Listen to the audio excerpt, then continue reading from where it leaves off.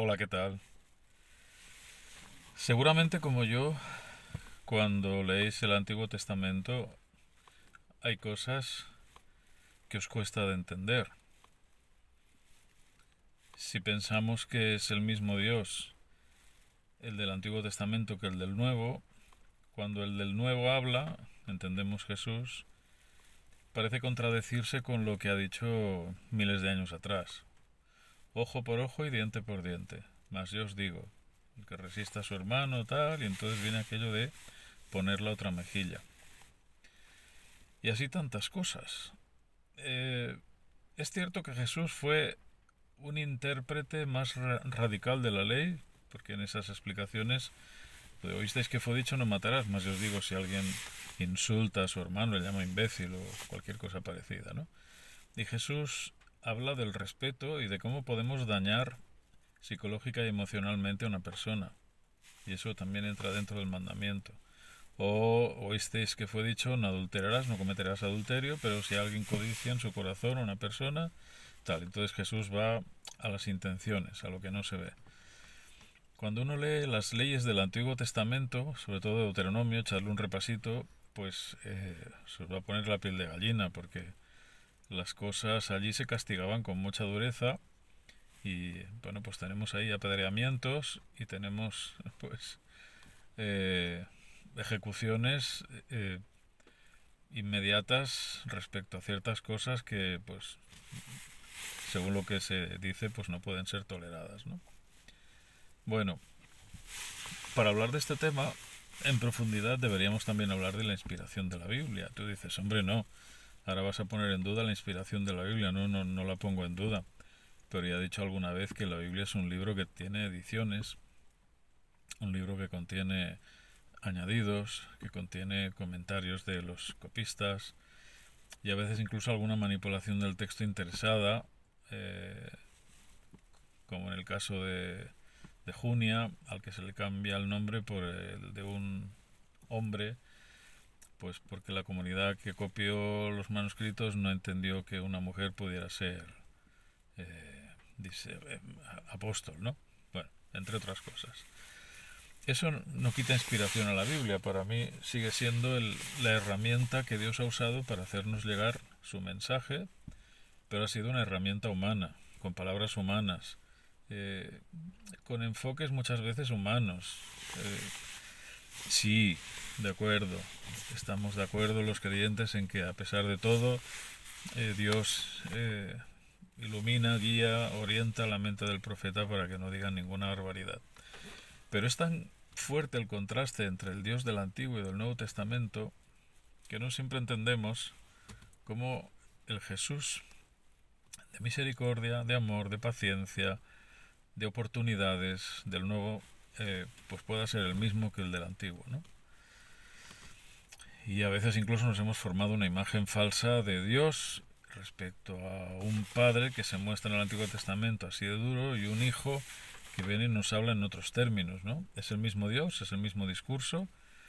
Hay aparentes contradicciones, y digo aparentes porque habrá que descubrir cada una de ellas y analizar, sopesar y ver un poco también el recorrido que Dios ha hecho con esa gente que no entendía, que tenía otros conceptos, que tenía que depurar muchas cosas en su cabeza, que tenía incluso que purificar, ¿no? En el sentido más literal, de ciertos conceptos, limpiarlos.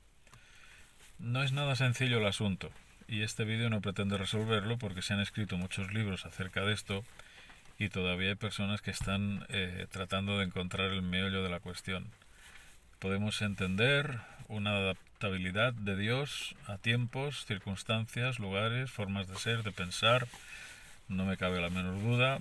El Antiguo Testamento, desde luego, se nos antoja por las evidencias, pues un Dios más severo, un Dios más duro, un Dios más eh, taxativo,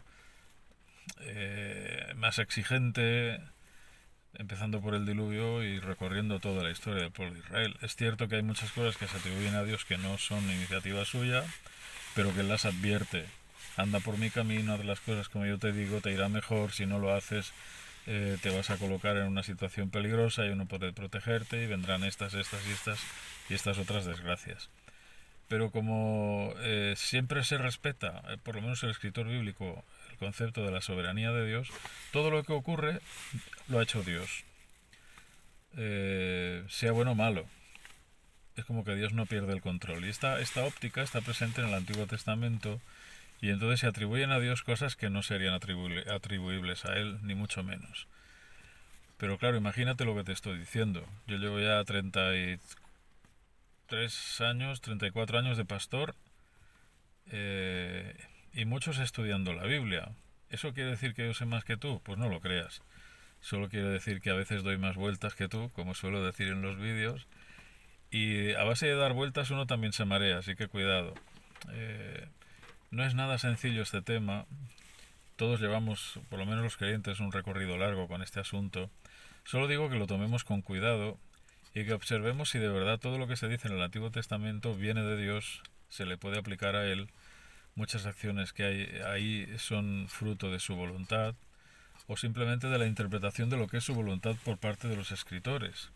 Esto Dios tampoco lo ha evitado, como no ha evitado muchas cosas a lo largo de la supervivencia de la Biblia, de lo que tenemos hoy como la palabra de Dios, que ha tenido pues sus modificaciones humanas, El mensaje principal está limpio, el mensaje principal está claro, de dónde venimos, hacia dónde vamos, qué es lo que Dios ha hecho por nosotros, quién es Jesús.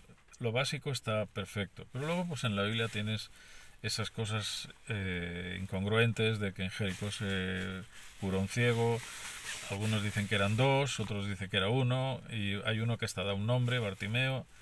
Eh, Hay diferentes relatos sobre la misma cosa con algunas contradicciones. Bueno, esas cosas nunca las ha quitado Dios. Supongo, entiendo, porque ha querido darnos libertad, libertad para escribir con nuestras propias palabras. Imagínate la osadía que supone para un ser humano definir incluso a Dios. Y a veces entramos en la antropomorfización, menudo palabra. Es decir, damos a Dios rasgos y cualidades humanas que para mí pues se alejan de lo que es el verdadero carácter de él, ¿no? Bueno, este vídeo lo lanzo como un reto. No tengamos miedo de estudiar, no tengamos miedo de analizar cada cosa desde el principio hasta el final. Entender el diluvio, por qué vino el diluvio, es una desgracia que tenía que pasar, es una catástrofe cósmica que era inevitable, se relacionó con el castigo de Dios, sí, no, fue intencionado por parte de Dios. Yo pienso que hay una intención ahí, para mí me parece bastante clara, porque digamos que el mal había triunfado. Fíjate de que toda aquella población se calcula que había millones de personas, millones y millones de personas.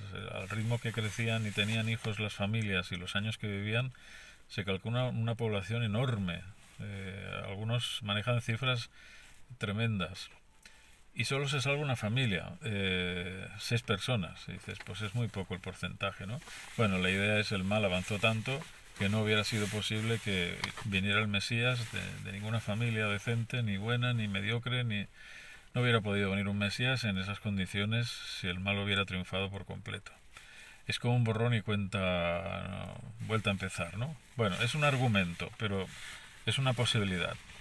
Puedes creerla o no, pero a este asunto hay que darle más vueltas de las que pensamos. Así que te invito a pensarlo, a aportar incluso ideas en los comentarios. Estoy seguro de que este es un tema calentito porque no es fácil de entender ni aun por los creyentes. Todavía recuerdo a mi madre que me decía, a mí no me gusta leer el Antiguo Testamento, no entiendo nada.